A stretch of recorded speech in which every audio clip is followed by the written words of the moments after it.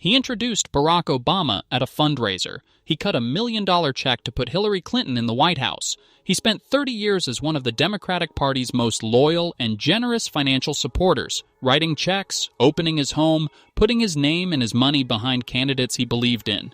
And then, in April 2026, he stood in front of reporters and said this about the party he had spent a lifetime funding. "F you, Democratic Party. I'm a libertarian now." His name is Stephen Klubeck. He built Diamond Resorts International from a struggling timeshare company into a 200-resort, 25-country operation, sold it to Apollo Global Management for $2.2 billion, and walked away with approximately $500 million in cash.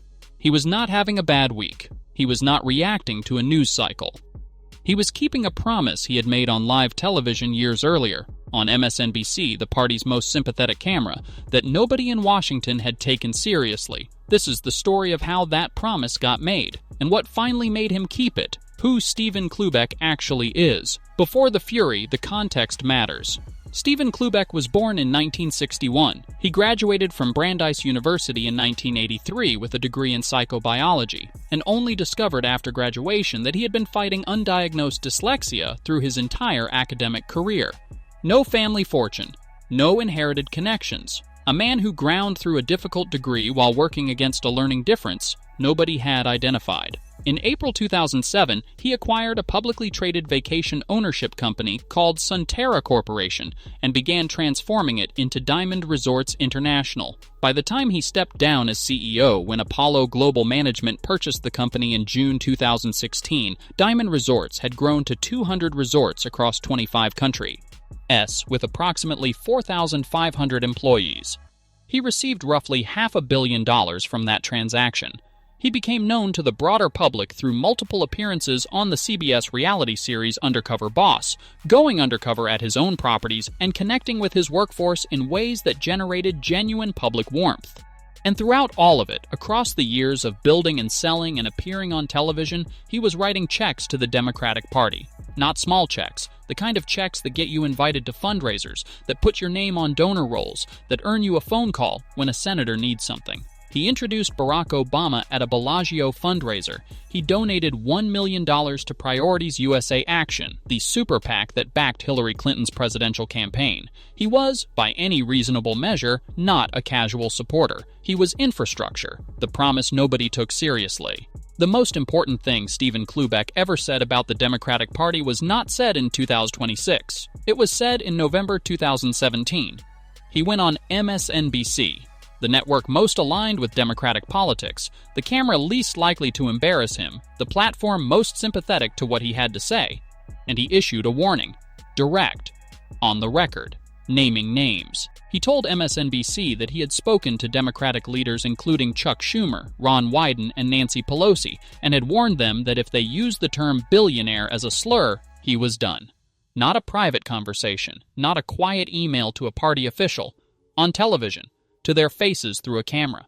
A man who had written millions of dollars in checks to this party telling its leadership, in public, that he had a line, and that if they crossed it, the money would stop. The party heard him. The party thanked him. The party kept using the word. For years, nothing happened. Klubeck kept giving. The relationship held, and the warning got filed away as the grumbling of a wealthy man who would ultimately stay in his lane. Until he didn't. The endorsement, and what it represented. In November 2025, Stephen Klubeck made a significant decision. He had been running for governor of California himself, a serious campaign backed by his own considerable resources, and he stepped aside. Not because he had lost interest in California politics, because he had found someone he believed in more. When announcing his withdrawal, Klubeck described Eric Swalwell as the most qualified person in the state who was running, and declared, "I am leaving this race because the most qualified person in the state is now running for governor."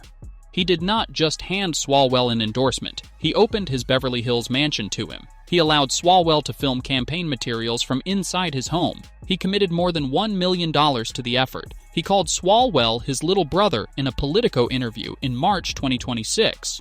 This was not a transactional political relationship. This was a man who believed he had found something real, a candidate who embodied the values he had been funding for 3 decades: clean leadership, integrity, someone who, in Klubeck's own framing, would fight the fight and protect people. That belief was about to be tested in the most direct way possible. The weekend, everything changed. The sexual misconduct allegations against Eric Swalwell became public in April 2026. Multiple women came forward. The accounts were serious. Allegations of sexual assault, of drugging, of repeated misconduct by a sitting member of Congress running for his state's highest office. Swalwell denied every allegation, calling them flat lies. He is entitled to that denial and to due process. The legal questions are unresolved. But the political reaction was not slow, it was not deliberate, it was not measured, it was instantaneous.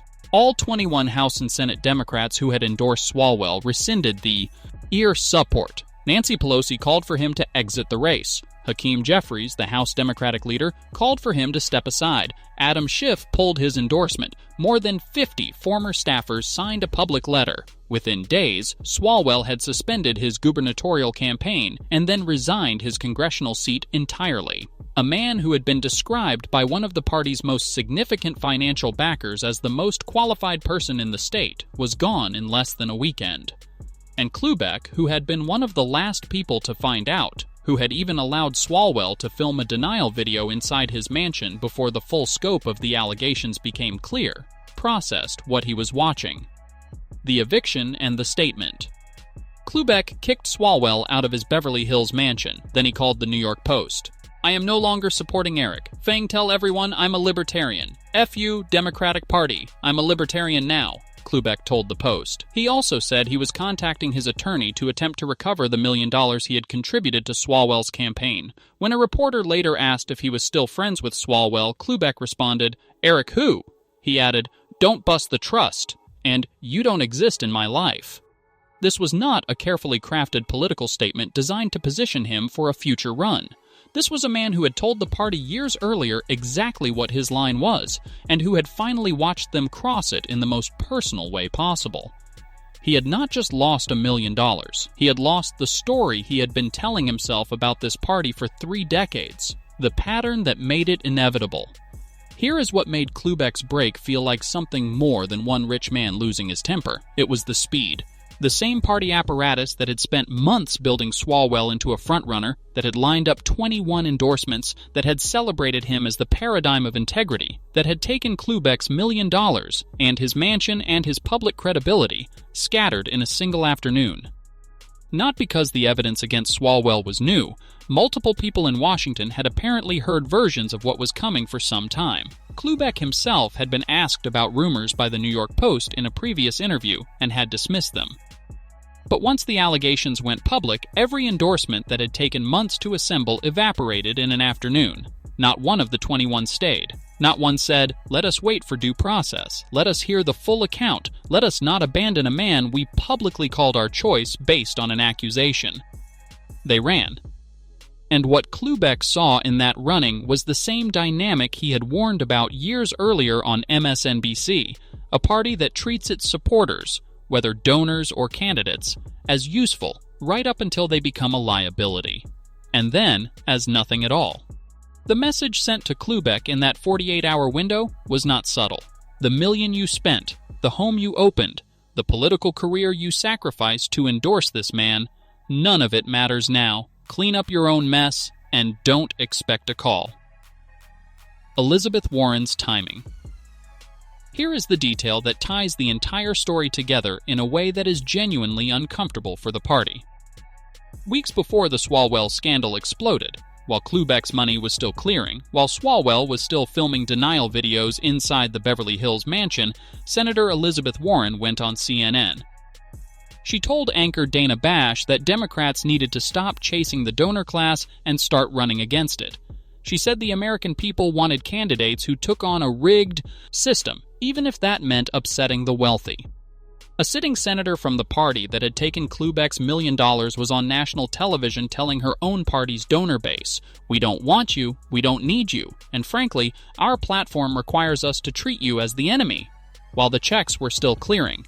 This is not a story about one billionaire having a bad month. This is a story about a party that figured out how to raise money from people it simultaneously needed and resented, and never resolved the contradiction. It just kept cashing the checks and hoping the donors never noticed what was being said about them from the other camera. Klubeck noticed. He said so in 2017. He warned them directly. They kept doing it anyway. The twist nobody saw coming. There is one final chapter to this story that adds a layer nobody anticipated. On May 12, 2026, weeks after he had publicly burned his Democratic Party membership, Stephen Klubeck surrendered to authorities after being charged with 3 counts of attempting to dissuade a witness and 1 count of making annoying telephone calls. The charges were related to an alleged effort to dissuade several witnesses from testifying in the criminal case of his fiancée, Adva Lavi. Klubeck's attorney stated that the charges were false and that they looked forward to their day in court. He posted $300,000 in bail and was released. The man who had torched the Democratic Party for failing to hold its own people accountable was now facing his own accountability question. Whether the charges result in a conviction remains to be seen, and he is entitled to the presumption of innocence. But the irony lands hard. A donor who spent 30 years funding a party he believed stood for integrity, who walked away in fury the moment he watched integrity fail in the most personal way, now faces his own legal questions about whether he interfered with witnesses. The story of Stephen Klubeck is not a clean morality tale. It never was. It is the story of a man who built something real from nothing, believed in a set of values, funded them for 30 years, watched them fail, and finally did exactly what he said he would do on live television 9 years earlier. He was done. Whether the rest of the story, the arrest, the charges, the fiancé's own legal situation, changes how you read his exit from the party is a question worth sitting with. But the exit itself? That was earned, slowly, over 30 years, 1 check at a time. That is the full documented story, from the Brandeis degree to the billion-dollar sale, from the MSNBC warning to the F-bomb heard across California, and the arrest that nobody saw coming. Here is the question I want to leave with you. When major donors walk away from a political party, not to the other side, but out entirely, what does that tell us about the health of that party? Is this a signal or just one man's personal drama? Drop your honest take in the comments. This community always brings the sharp analysis. Subscribe if you are not already. Notifications on. Political stories like this one move fast, and you want the full picture when the next chapter arrives. Thank you for watching.